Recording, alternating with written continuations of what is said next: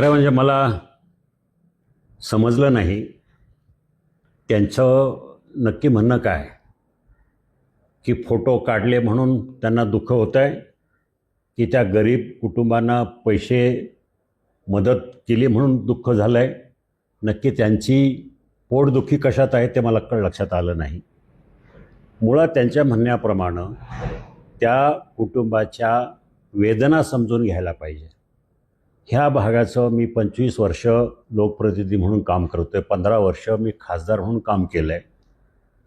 ह्या माझ्या मतदारसंघातल्या गावागावामधल्या लोकांना माहिती आहे.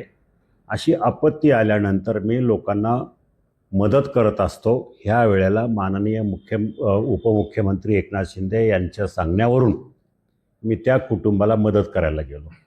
मदत करायच्या अगोदर 2 दिवस 2 वेळा त्या कुटुंबाची सगळी माहिती घेतली. ते अतिशय गरीब कुटुंब. त्या मुलीचे वडील कचरा गोळा करून उदरनिर्वाह करतात. आईसुद्धा अशी मोलमजुरी करून हे करतात. त्यांना राहायला घर नाही.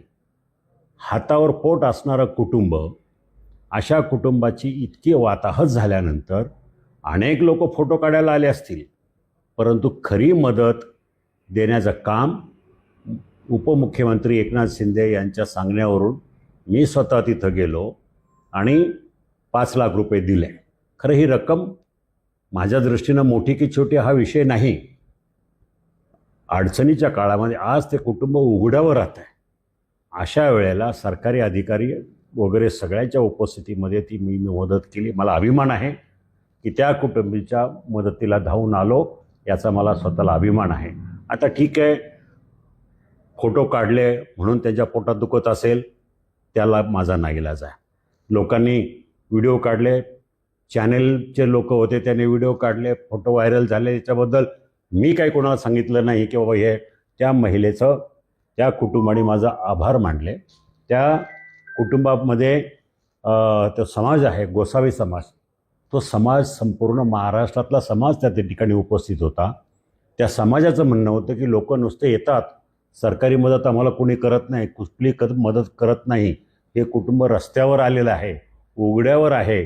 त्यांची आज रात्री राहायची सोय नाही आहे.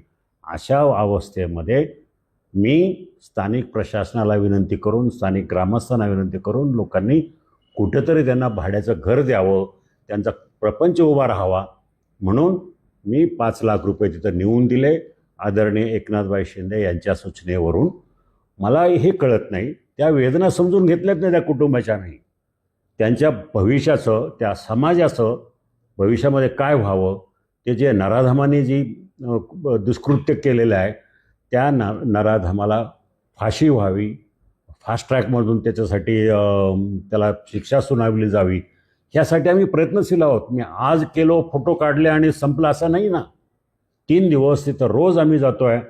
1 दिवस विधान परिषदेच्या उपसभापती सन्माननीय नीलमताई गोरे तिथे येऊन गेल्या, त्यांनी वैयक्तिक मदत केली. 1 दिवस महिला मंडळाच्या ज्या अध्यक्ष आहेत आमच्या भगिनी रुपालीताई चाकणकर, त्यांनी जवळजवळ 2 तास तिथं त्यांच्या कुटुंबाबरोबर घालवले. स्थानिक आमदार होते, बाकी लोक होते, आम्ही होतो, आमचे सगळे पदाधिकारी त्या ठिकाणी होते. आणि त्या कुटुंबाचे दुःख समजून घेण्यासाठी आम्ही ठिय्या मांडून तिथं बसलो. अख्खं राजगुरुनगर शहर ह्या घटनेचा निषेध करण्यासाठी कडकडीत बंद आम्ही त्या ठिकाणी पाळला. मला हे कळत नाही, वर्षा गायकवाड आपण खासदार आहात, आपण पहिले टर्म खासदार आहात, माझे 3 टर्म झाल्यात. मला लोकांच्या भावना, लोकांच्या वेदना तुमच्यापेक्षा कैक पटीने समजतात.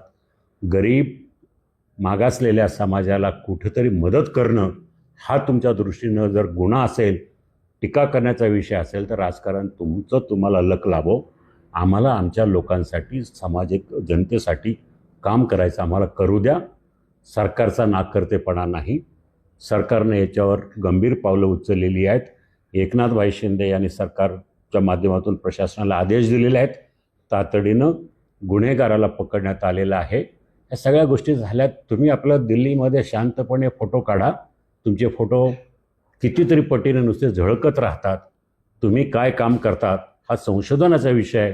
कृपा करून गरिबाच्या पोटावर पाय देऊ नका. जे गरिबाला मदत मिळते, भविष्यामध्ये असं मदत करायला कोणी येणार नाही. फक्त तुमच्यासारखे चमकोगिरी करायला लोक येतील. कृपा करून लोकांच्या पोटावर पाय देऊ नका आणि तुमच्या पोटात दुखून देऊ नका, एवढीच मला आपल्याला विनंती करायची.